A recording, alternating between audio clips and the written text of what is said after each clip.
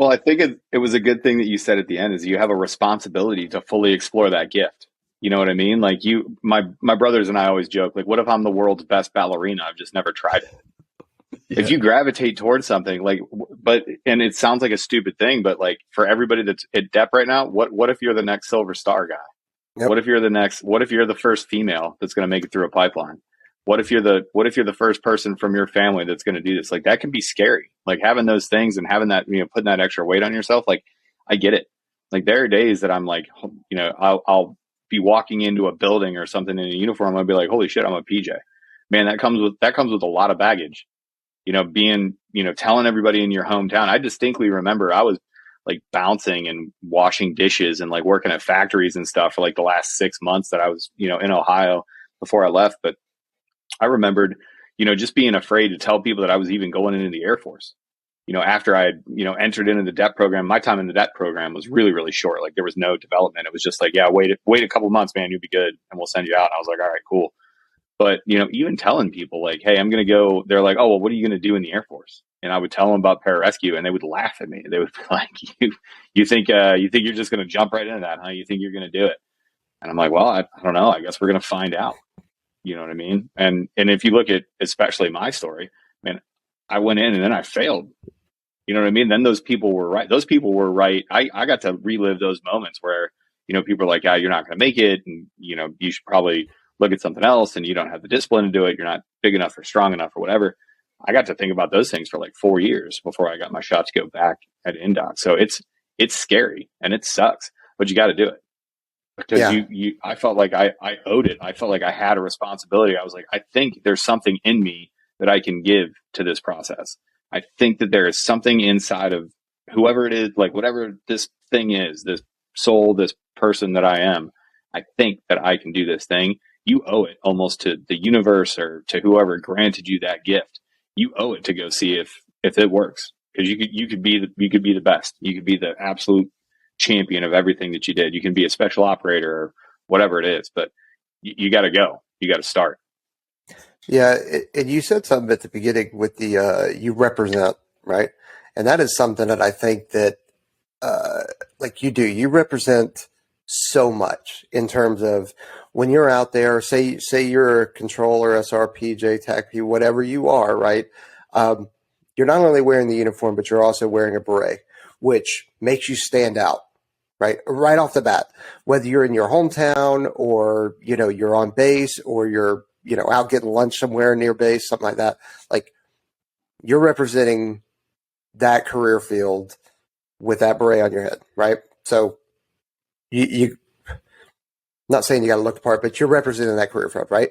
Then take the beret away. You're wearing a uniform. So then you're representing the Air Force, the DoD at large, all the services, not just one, but definitely the Air Force. But, you get put under a kind of a blanket of, hey, that's just military people, right? So you're representing them. So you got to make sure that you do that correctly.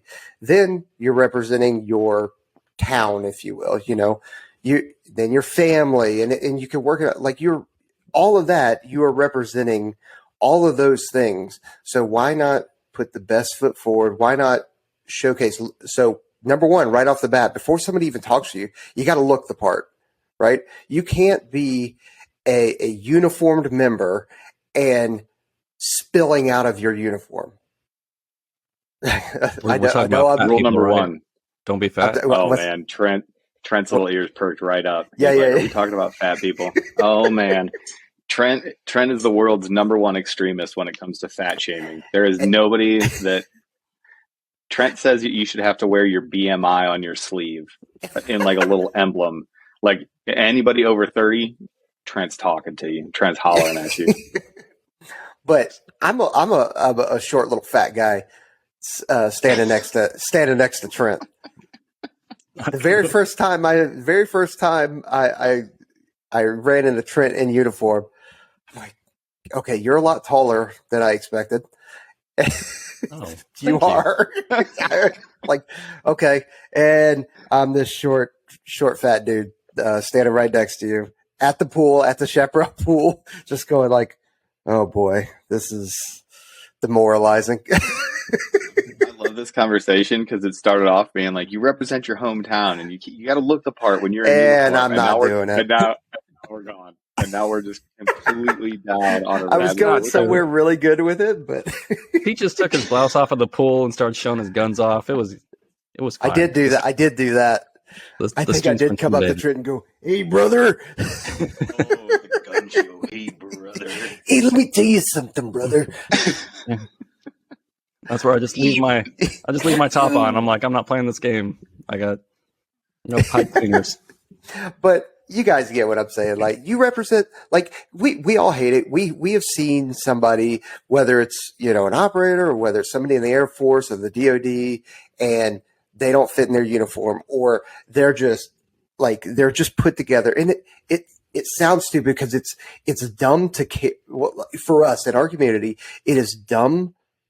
We feel like it is dumb to care about how your uniform's put together. Like, I don't care about dress and appearance, like, that kind of stuff. But at the same time, if you're out there, right, and you're at the mall or wherever it is, wherever the kids go these days, Mall? I don't know.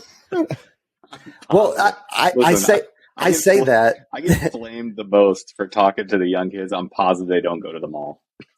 I'm sure they don't. I don't even think malls exist anymore. But I'm going back from where, like, I ran into a ranger at the mall when I was in high school, and he was put together, and it goes like, oh, okay, well, that's what a ranger is, I mean, that's what was imprinted in my mind, because there wasn't YouTube and all that kind of stuff. But that's what was imprinted in my mind of what rangers are. He represented rangers very well, which the three of us are probably not surprised that a ranger represented themselves very well, because rangers, like, that's what they do.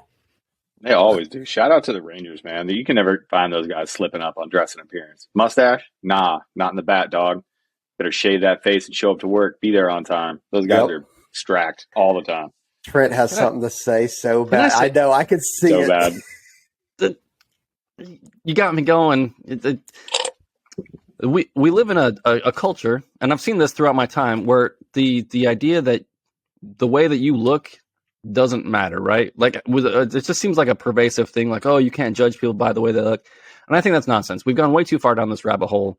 The way that you look, your first impression is absolutely 100% important. The way that you carry yourself, the way that you dress yourself, and I'm not saying you have to have, name brand or whatever, anything, but you have to look a certain way to feel a certain way. Like, you look at these UFC fighters, what do they always say? Like, or not all of them, but like lots of them, as soon as they get some money, what do they start showing up at the press conferences in?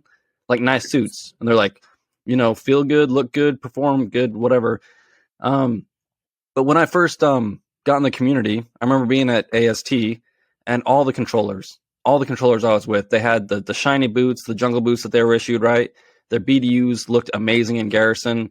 And yeah, out there in the field, we're not going to cut our hair or do all that other stuff. But when you're around other people representing, it's not about you. And I think that's what we're talking about. The whole thing is like getting over yourself and meeting those expectations. It's you're representing so much more. And there wasn't going to be a combat controller out there in BDUs that was going to be that guy that's like, man, these guys are boxes of donuts. This is garbage. Like, they all looked ridiculous. And guess what happened to me when I got around those guys? Like, I'm a natural kind of cynical guy when it comes to, the way that you look or conforming to standards. It's not really my thing.